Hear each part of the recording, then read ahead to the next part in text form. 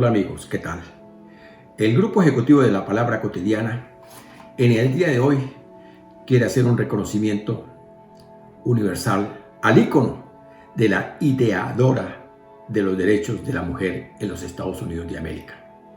La proclama que debe hacerse por el reconocimiento que le corresponde al legado que nos dejó la jueza Ruth Bader Ginsburg, y lo indica, entre comillas, que ninguna ley o política deberá negar a las mujeres la plena ciudadanía, la misma oportunidad de aspirar a los logros superiores, a participar y contribuir en las sociedades en función de sus talentos, de sus capacidades individuales, de sus estudios, de su trabajo.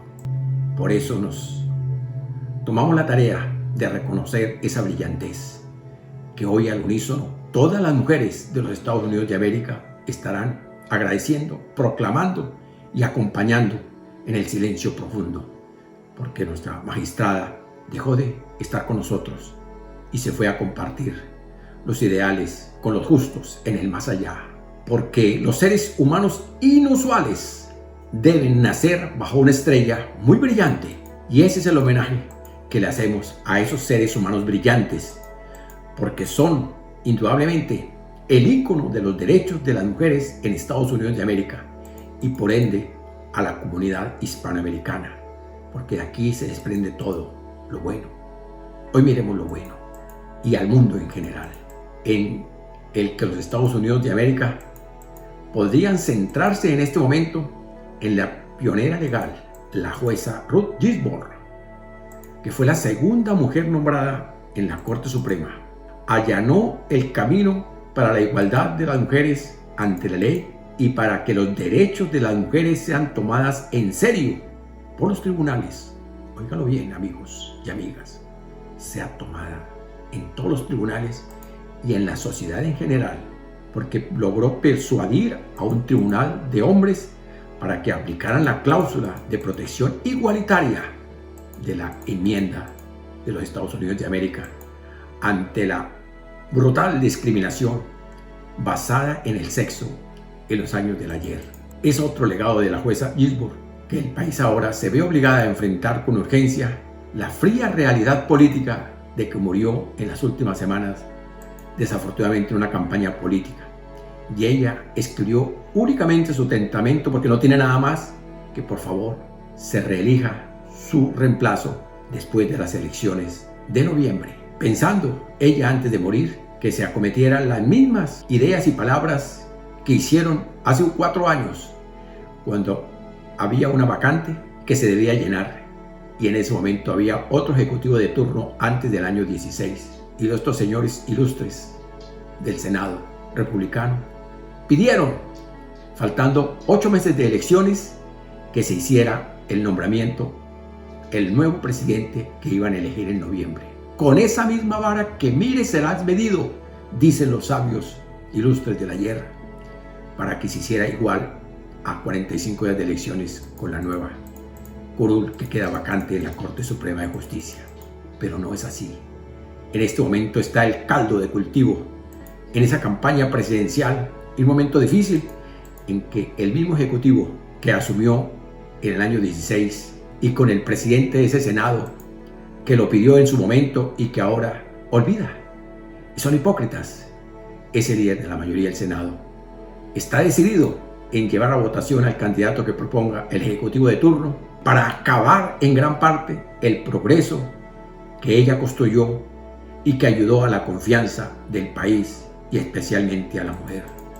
Yo invoco y pido a la mujer americana, sin distingos de color, sin distingos color político, sin distingos de nada, mirar con advenimiento el legado que nos dejó, y ninguna mujer puede sentirse allá, escondida, allá, enfrascada en sus problemas personales y no reconocer que sus derechos son válidos porque alguien en su momento los hizo valer. El tribunal se enfrentará ahora a una grave crisis de legitimidad. Desafortunadamente, los republicanos del Senado, que representan una minoría de la nación, y un presidente elegido con la misma minoría de la nación, porque ustedes se acordarán que en el año 16 la mayoría de los votantes fue del otro partido. Pero en esas cosas, de ese manejo que se hace en este país por los colegios electorales, eligieron al que tenía la minoría. Están ahora en posición de solidificar su control de la tercera rama del gobierno, el egoísmo, porque ellos quieren el supremacismo total, blanco, real, para el beneficio de ellos solos y acabar los derechos de las minorías, acabar los derechos de la salud, acabar los derechos de los inmigrantes, acabar los derechos de los soñadores, acabar el derecho de los que legítimamente les han concedido unas prebendas para estar en este país. Es oportuno mirar y recambiar esas acciones. La Corte Suprema, con otra persona que se designe, se pide que se cumpla lo que ella pedía, que se haga hasta después de las elecciones de noviembre. No se puede actuar como un cortafuegos conservador contra la voluntad expresada de la mayoría de los estadounidenses en las urnas, en esa variedad de temas cruciales que afectan a la nación, de discriminación, de supremacismo blanco, de desconocer las minorías, de solamente regentar los recursos para el 10% de los millonarios que no llegan y el 90% de los americanos desprotegidos. Los recursos económicos son también para beneficio de esos allá, de la magistratura del Estado, que por ley no le compete hacer negocios, y se ha podido comprobar y demostrar que estando en la magistratura del país sigue haciendo negocios. Lo dicen los sinnúmero de libros que han sacado los estadistas que conocen la realidad. Es toda una hipocresía. Recordemos lo último de esa hipocresía, que este fue el fundador con las ideas de su asesor, Mr. Smith, que le propuso, empezando el 18, de crear las jaulas de alambre para los menores niños y separar las familias. Y ese fue el motivo del segundo funcionario, secretario de Seguridad, que renunció porque no aceptó cumplir esa orden de discriminación universal, de afectar a los derechos de los niños legítimamente. Porque recientemente, en los días de la Hispanidad, fue invitado un farandulero, desafortunadamente allí de México, que vive en Los Ángeles, a la Casa Blanca, a besar la mano del aristócrata de turno. Y ese farandulero recibió la idea de este señor, que es el mentiroso más grande del mundo, que esa proclama de crear las famosas cajas de alambre para los niños es del mandatario anterior. Cuando la historia, ya en la página 526 que relatamos y quedará ya en los anaqueles de las bibliotecas, el fundador en el año 18 corresponde al mandatario de turno de esa macabra idea de proponer jaulas de alambre para meter a los niños. Eso no se había visto en la historia. Y los medios sociales, los medios solidarios, los medios defensores de derechos humanos no dicen absolutamente nada en esta época. Callados, silenciosos, protegiendo el bien por el bien. No, los hispanoamericanos deben tener dignidad. Como sus hijos que llegan a este país los meten en jaulas, y el fundador y el creador de esto, el señor que estaba ejecutivo de turno en el año 18, igual a las maniobras equivocadas allá en la Segunda Guerra Mundial por otro supremacista blanco que acabó con un grupo de personas, de una humanidad, de un país cerca.